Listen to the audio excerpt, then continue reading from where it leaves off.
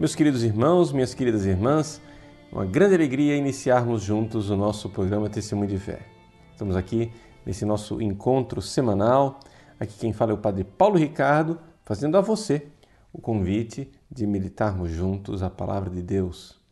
É a grande liturgia da Igreja, o grande tesouro que a Igreja nos propõe a cada domingo. E nesse domingo, quinto domingo da Páscoa, nós iremos proclamar o Evangelho de São João, capítulo 15, versículos de 1 a 8. É o Evangelho no qual Jesus diz: Eu sou a verdadeira videira. Vós sois os ramos.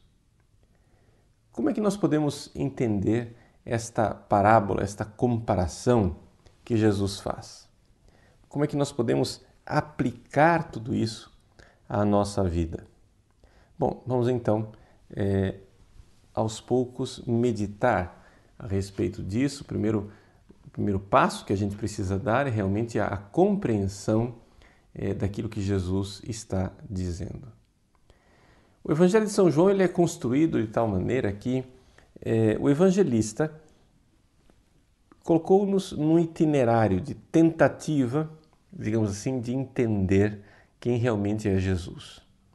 Ele coloca no seu prólogo já a identidade de Cristo, mas logo em seguida, quando João Batista apresenta Jesus, eis o Cordeiro de Deus que tira o pecado do mundo, ali começa todo um itinerário espiritual em que os discípulos vão descobrindo quem é Jesus.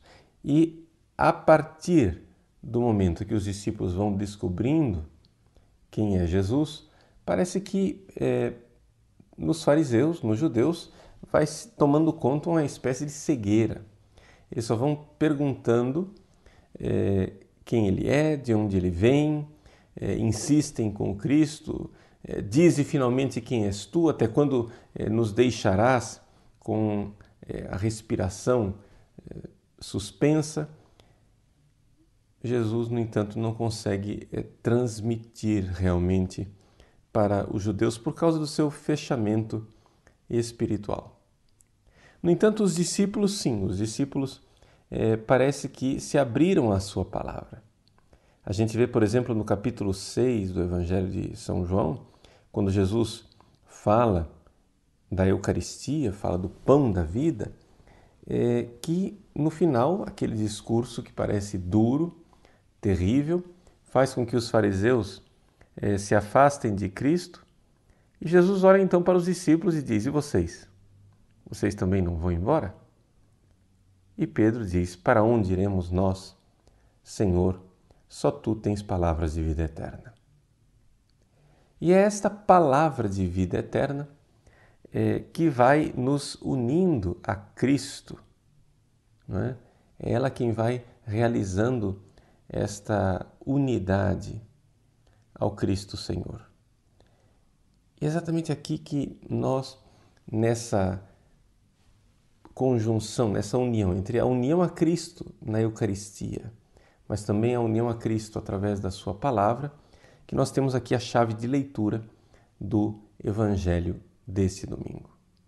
Vamos então ver de forma mais próxima o que é que o Evangelho nos diz. Jesus diz: eu sou a verdadeira videira. Vejam, aqui o que chama a atenção, em primeiro lugar, é o adjetivo verdadeira, né? Alethinos. Verdadeiro aqui quer dizer o quê? Santo Tomás de Aquino, no seu famoso comentário ao Evangelho de São João, diz que uma coisa pode ser verdadeira em comparação à outra em dois sentidos. Primeiro, no sentido figurativo. Ele usa a palavra similitudinarium. No sentido figurativo, seria o seguinte: eu tenho uma foto minha e eu, verdadeiramente, ou seja, eu sou o Padre Paulo Ricardo verdadeiro. A foto que está ali não sou eu, né? De verdade. Sou eu de forma similitudinária. Poderíamos usar o adjetivo de São Tomás de Aquino. Mas não é este o sentido. Ou seja, que haveria uma videira figurativa, não é? Lá atrás no Antigo Testamento, e agora nós temos a videira verdadeira. Não, o sentido é outro.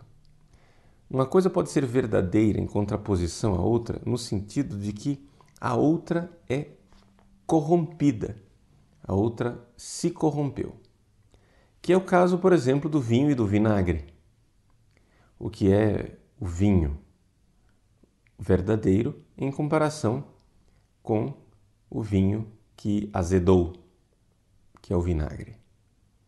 Então Jesus é a videira verdadeira, no sentido de que é a videira que não se corrompeu. Não é?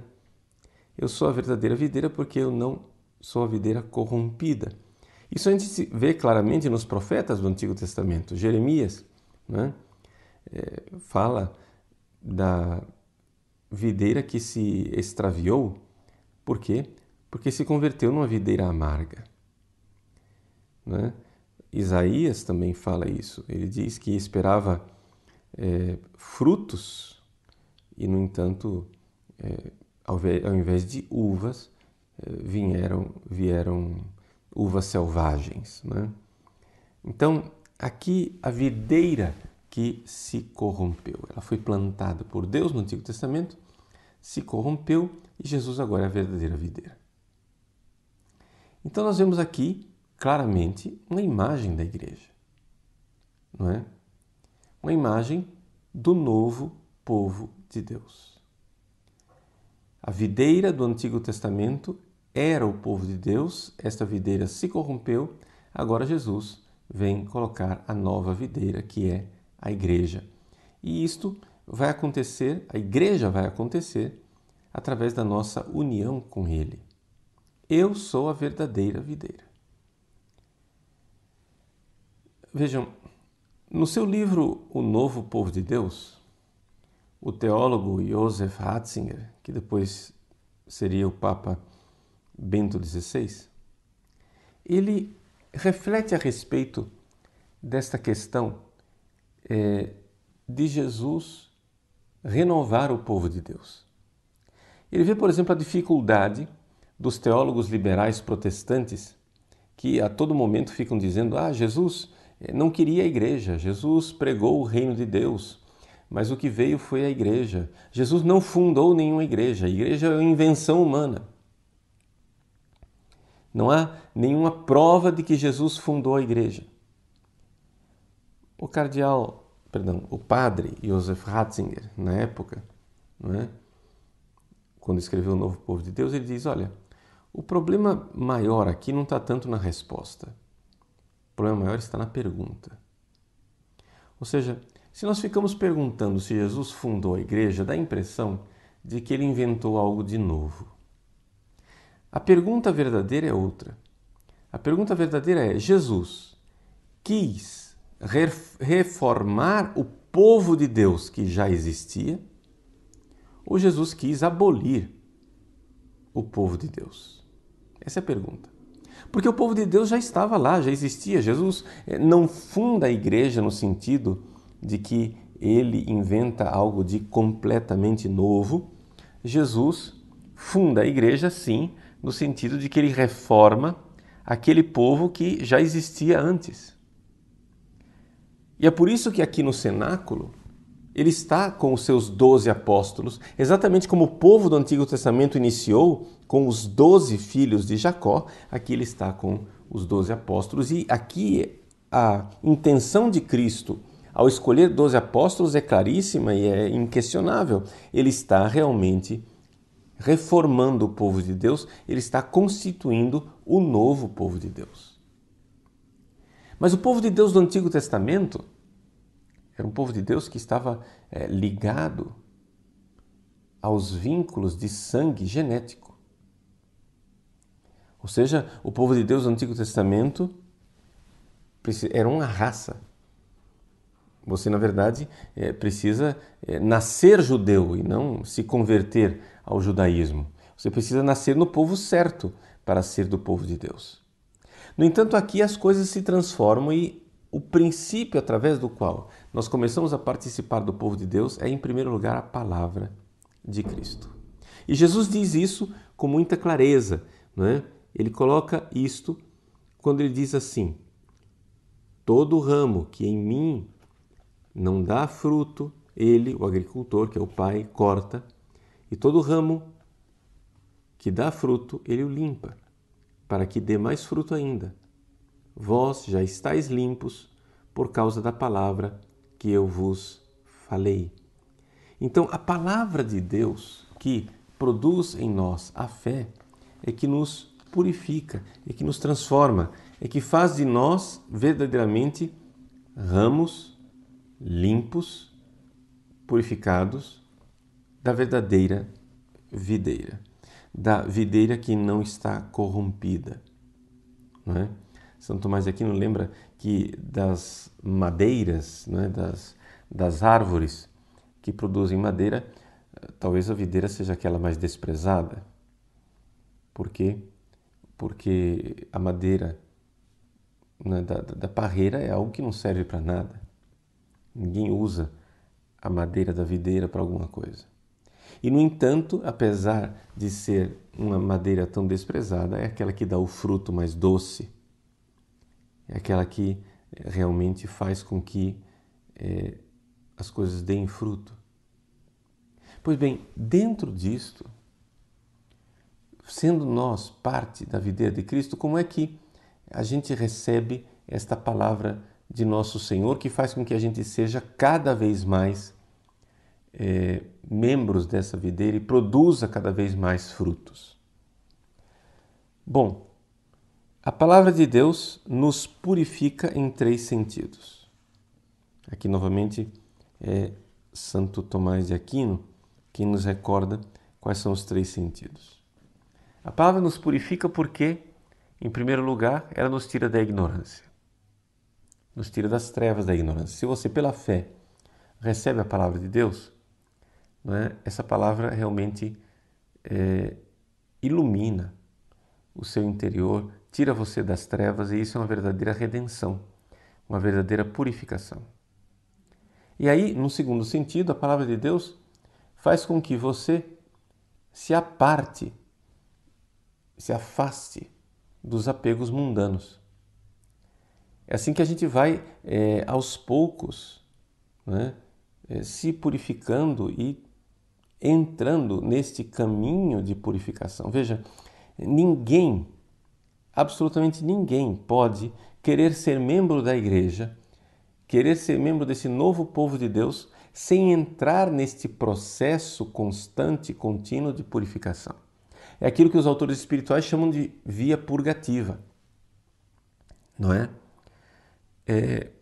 Você recebeu a palavra instilou a fé no seu coração, você agora tem fé, você precisa levar a sério a sua vida espiritual e entrar nesse processo de purificação em que você vai se livrando de idolatrias, de criaturas que você foi colocando no lugar de Deus. Então, vejam, aqui vem esse processo. Em primeiro lugar, uma fé que recebe a palavra de Deus. Em segundo lugar, essa palavra de Deus vai trabalhando você e vai te purificando e te afastando das coisas do mundo. Agora, isso não é possível se você não tem esperança.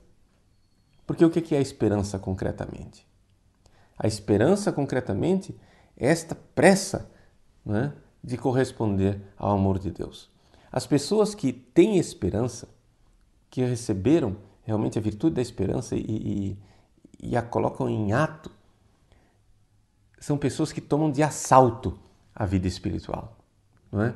O reino dos céus é dos violentos. A pessoa precisa fazer violência a si mesma para realmente se purificar. Então, essa purificação nesse segundo sentido. Primeiro sentido, me tira da ignorância, a fé. Segundo sentido, a purificação, todo um processo de purificação que é esse tomar de assalto a vida espiritual, que é a esperança. E, num terceiro sentido, a palavra nos purifica porque ela nos dá os sacramentos.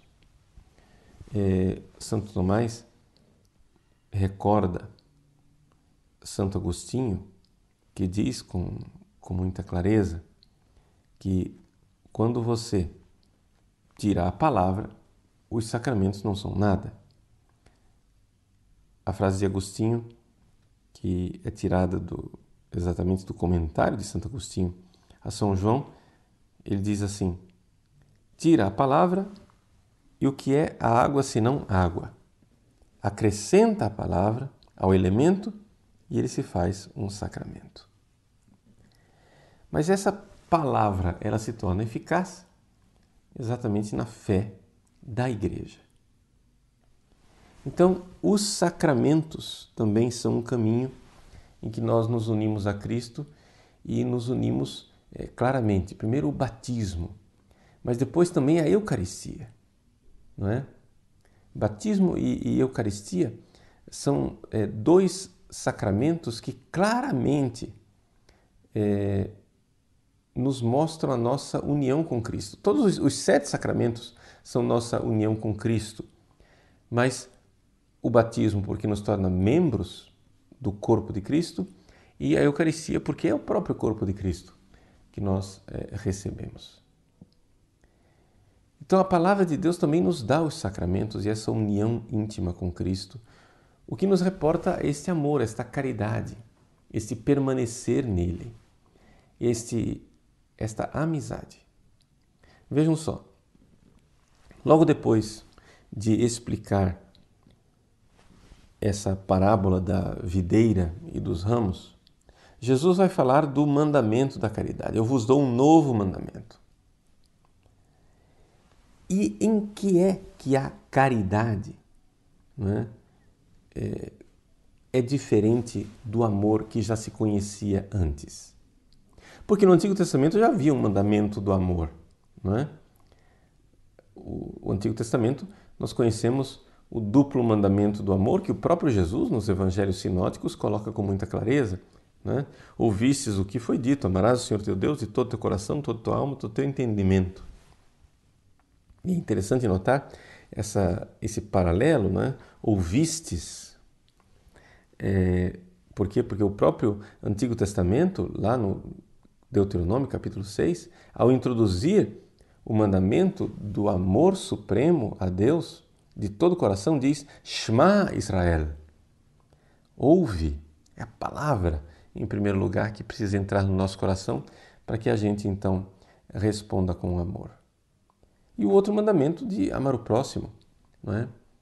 Como a si mesmo. Então, nós já tínhamos um mandamento do amor, mas o que é que ele tem de novo agora, então? Onde é que está a novidade desse amor introduzido por Cristo? Bom, a novidade está no fato de que este amor, agora, é um amor de amizade. Essa é a novidade introduzida pelo Cristo. Eu já não vos chamo servos, chamo-vos amigos. Ninguém tem maior amor do que aquele que dá a vida por seus amigos. Vós sois meus amigos se fizerdes o que eu vos ordeno. Essa amizade. E aqui então nós encontramos este permanecer no Cristo, esta unidade com Cristo que nos introduz numa amizade com Deus.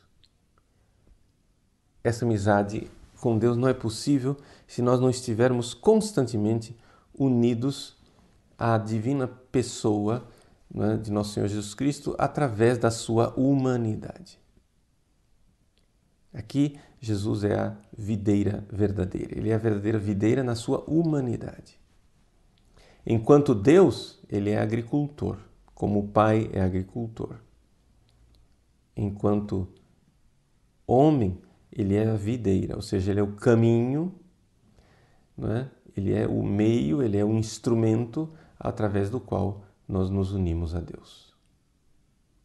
Então, assim, recapitulando o que eu coloquei até agora, vejam só, nós estamos falando aqui da Igreja. Estamos falando do novo povo de Deus, a verdadeira videira. Já havia uma videira no Antigo Testamento. Essa videira ela é reformada por Cristo. E como Ele faz isto? Né? A sua palavra produz em nós fé, esperança e caridade, que é aquilo que realmente nos purifica e faz a gente dar frutos. Né? Primeira palavra, que entra em nós pela fé, nos tira da ignorância, faz com que a gente conheça o amor de Deus, nós somos iluminados por dentro, nós vemos realmente o quanto Deus nos amou, o quanto Ele nos quer bem, é a fé.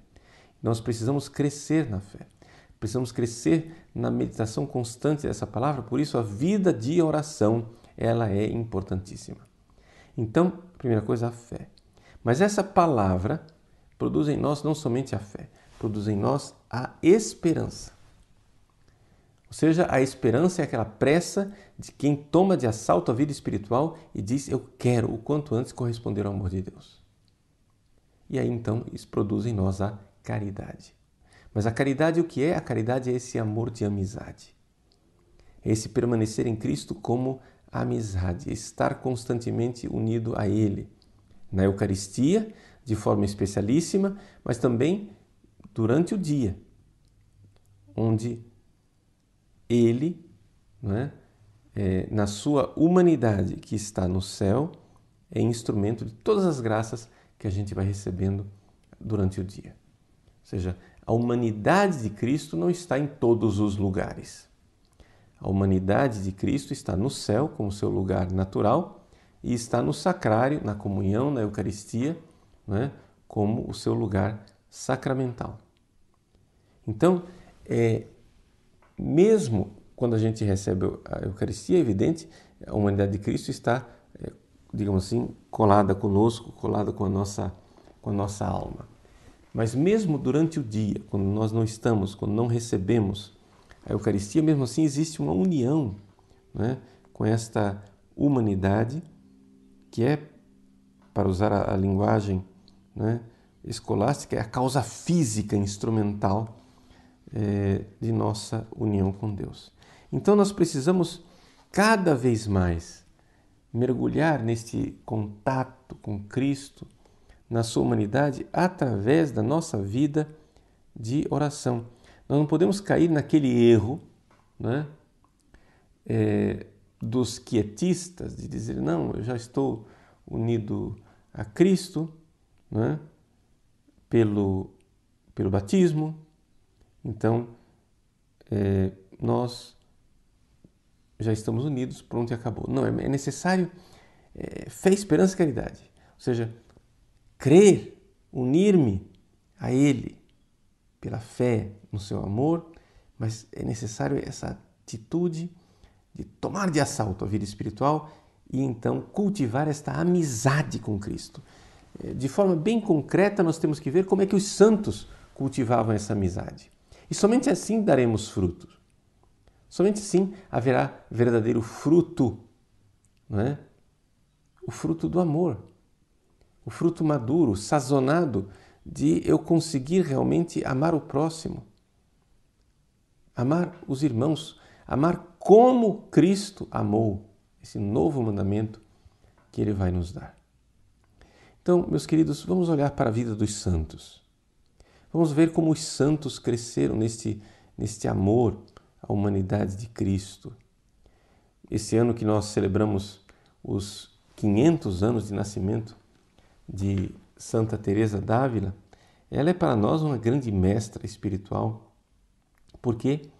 Porque Santa Teresa, ela, grande mística, reagiu quando os teólogos e digamos assim, escritores espirituais da sua época quiseram dizer que Jesus, a gente tem uma amizade com Cristo, a gente tem um relacionamento com Jesus no início da vida espiritual, mas depois, quando a gente se torna progredido, nossa, aí sim a gente tem uma amizade somente com a Trindade. E a humanidade de Cristo fica para trás. Ela reagiu. Não, o caminho é a humanidade de Cristo. É a humanidade de Cristo. Isso não tem dúvida nenhuma. Ou seja, é a humanidade de Cristo que realmente faz com que a gente vá crescendo, né? E vá subindo espiritualmente para nos tornarmos cada vez mais ramos unidos, enxertados nesta videira, e assim possamos dar os frutos verdadeiros que o Cristo quer de nós. E assim seremos verdadeira igreja. Assim seremos a verdadeira videira, membros desse corpo maravilhoso que é Cristo, que distribui as suas graças através dos sacramentos em nossa vida. Então, assim, bem concretamente, nesse domingo, então, quando você for participar, né, da Eucaristia, peça ao Cristo, então, que lhe dê fé, esperança e caridade. Né? Que você já tem, se você está em estado de graça, você já tem, mas que aumente a fé, aumente a esperança, aumente o amor, caridade. Uma fé que ilumina a sua vida interior e une o seu coração à humanidade de Cristo. Uma esperança que é tomar de assalto esse relacionamento com Cristo. Eu quero realmente corresponder ao amor que Ele teve por mim. E uma caridade que é este amor bem concreto de amizade. E um amor concreto de amizade que se manifesta no amor pelos irmãos. No amor pelos irmãos, no dia a dia. E é assim que a gente vai crescendo espiritualmente. Que Deus abençoe você e realmente que você possa produzir frutos maduros de amor pelo crescimento da fé, da esperança e da caridade. Em nome do Pai, do Filho e do Espírito Santo. Amém.